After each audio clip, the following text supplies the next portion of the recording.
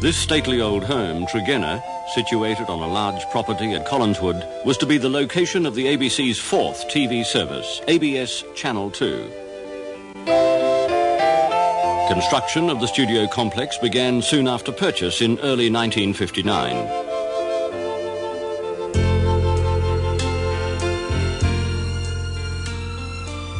Technical recruits, the first ever appointed to the ABC, were taken on from mid-1959 from the PMG, DCA, Weapons Research, and those already established within the television industry interstate.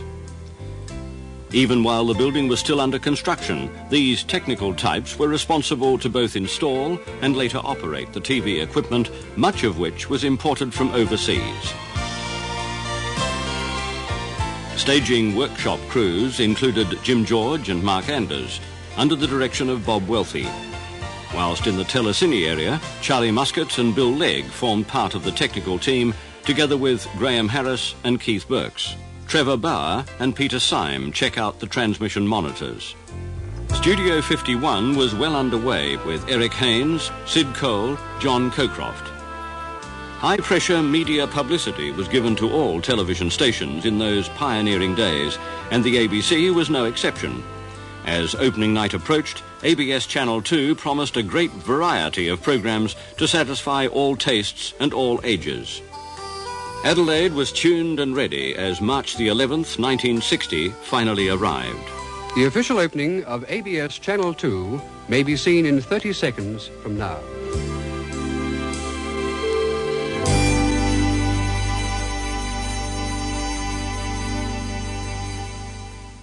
Good evening. This is the ABC beginning transmission of its national television service in South Australia through ABS Channel 2.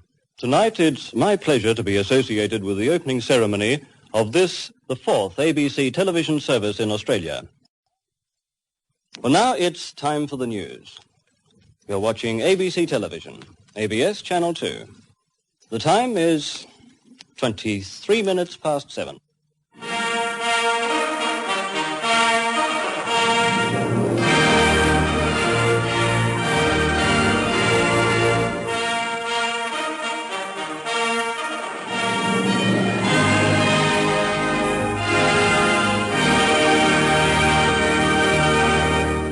ABS Channel 2, the ABC's fourth television station, was officially opened in Adelaide tonight by the Postmaster General, Mr. Davidson.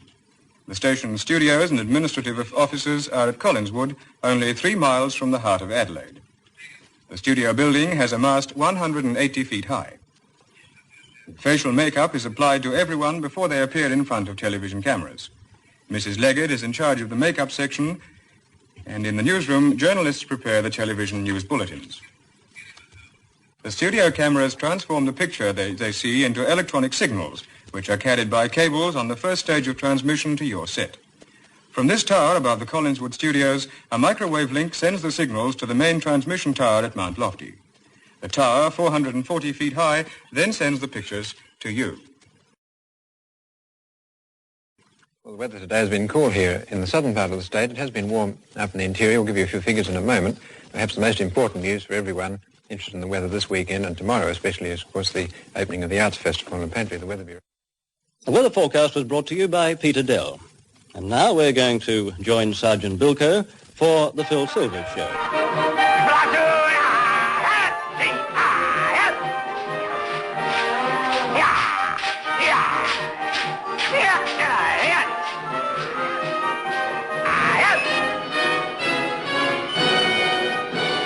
All too soon, our first night on the air was over, and with the conclusion of Music Room, our first live program, staff and executives filled the TV staging area for a well-deserved celebration, anticipating the years that were just before them.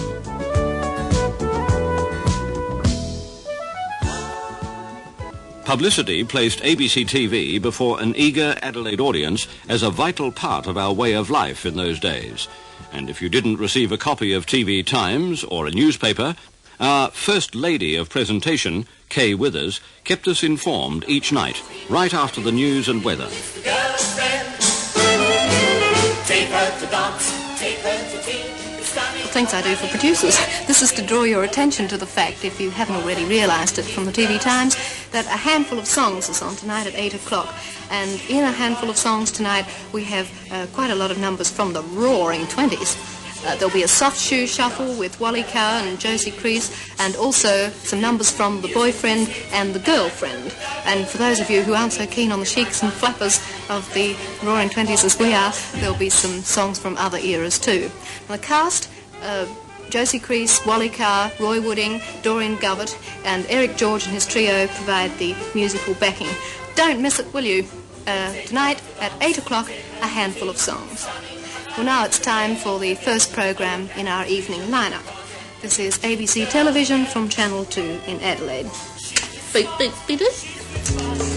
Our programmes were not restricted to films or the occasional studio production either. The OB van was put to good use, sometimes as often as 3 times a week. The dedicated team included Nancy Deem, John Coocroft, John Ward and Paul Muscat. The van ventured forth as far afield as Bordertown, relaying the signal via a series of links back to Mount Lofty and thence to the studios.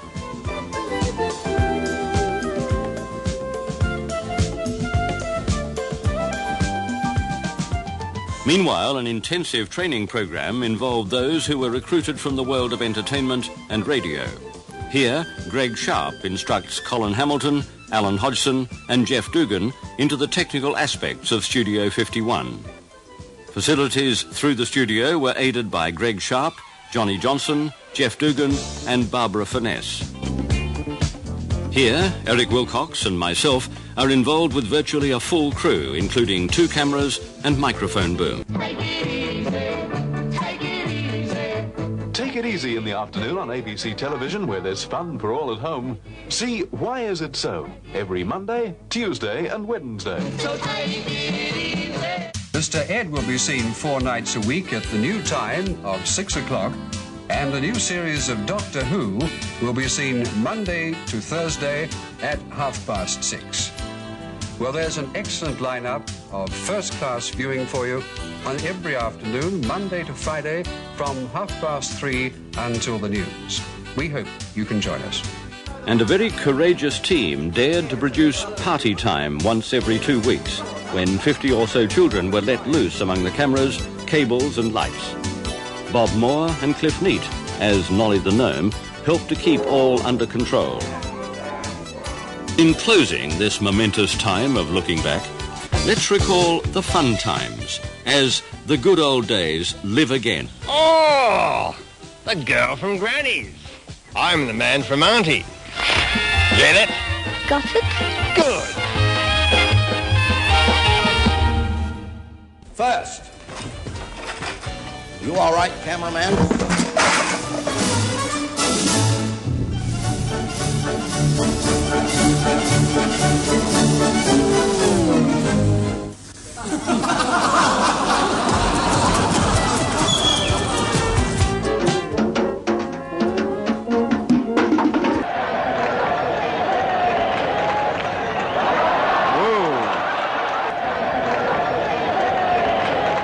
What are you actually doing here? Well, I'm watering the flaming lawn, aren't I? But these investments are much too high, because the sun was not more there. But these investments are much too high in this. Firm of the Society for the Conservation of Water in Dividend. The Shuttleworth, the raft we've got in the foreground here is, I take it, of a similar design to that the men were eventually rescued in. That is correct. Now, can you demonstrate exactly how this particular rescue or safety device operates? Well, not knowing exactly what they'd done, but it was possibly thrown over the side of the ship, and this line that I'm pulling out would be attached to the ship at a strong point. That should happen now, right? How long does this normally take? About 9 seconds. That's just on the bottom of that CO2 bottle. Let's break it. Ship.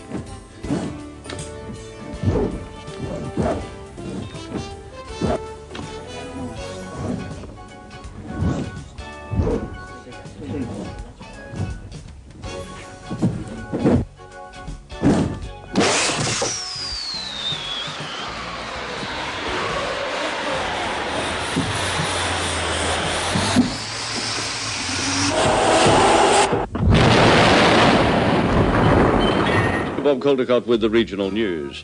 Results from a major water study...